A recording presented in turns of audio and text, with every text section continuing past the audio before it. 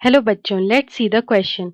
The question is which of the following explained evolution in most acceptable form. तो यहाँ पे पूछ रहा है कि इनमें से कौन सा evolution को explain करता है in the most acceptable form. Option A is Lamarck, Darwin, Hugo de Vries. Option B is Anaximander, Darwin and Malthus. Option C is F. Reddy, Richter and Cuvier.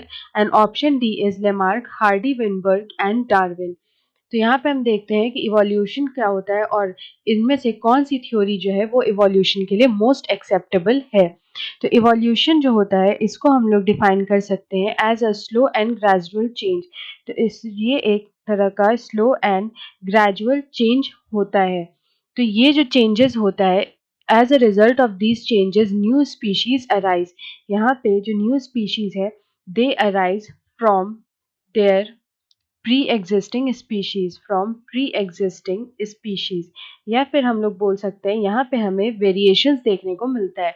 Variations की ही वजह से यहाँ पे new organisms का formation होता है। जब यहाँ पे वेरिएशंस होगा then only new organisms will arise. तो यहाँ पे अगर हम देखें तो लेमार्क का कहना था, लेमार्क सेड दैट, यहाँ पे उनका कहना था कि एनवायरनमेंट के हिसाब से अकॉर्डिंग टू एनवायरनमेंट किसी भी स्पीशीज में जो चेंजेस आते हैं द स्पीशीज चेंजेस जो आते हैं they are transferred to the next generation.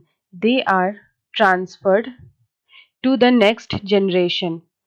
तो यहाँ पे ये लेमार्क की थ्योरी थी।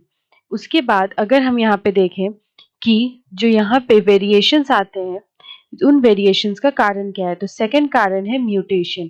जो म्यूटेशन थ्योरी है वो दिया गया था by Hugo de Vries. Hugo de Vries ने यहाँ पे म्यूटेशंस थ्योरी दी थी। म्यूटेशन होता है चेंज इन डीएनए सीक्वेंस।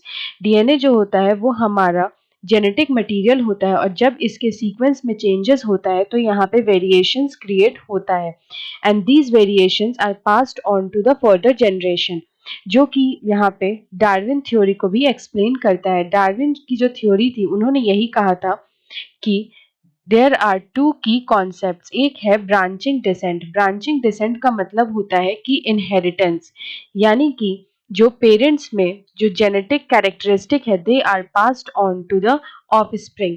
तो यहाँ पे अगर हम देखें तो ये तीनों ही जो थ्योरी है ये यहाँ पे इवोल्यूशन को सबसे ज्यादा अच्छे से एक्सप्लेन करती है।